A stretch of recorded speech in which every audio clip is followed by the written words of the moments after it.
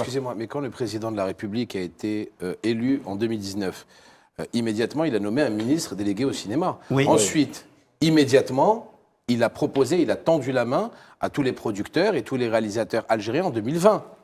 Il avait aussi un conseiller cinéma audiovisuel. Il a nommé il a nommé un conseiller à la présidence, le grand cinéaste Ahmed Rachdi, comme conseiller à la présidence. C'est une volonté dès son investiture de son premier mandat.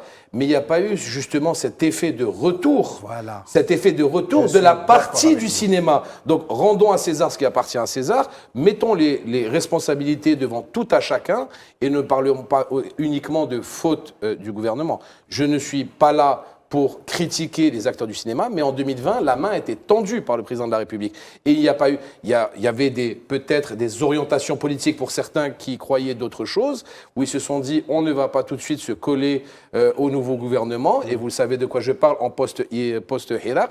Donc ils se sont dit, on va se cacher derrière la blouse pour pas trop s'afficher. Et finalement, ils ont eu tort, parce que quand Ahmed Rachdi a été nommé conseiller à la présidence, il a essayé de faire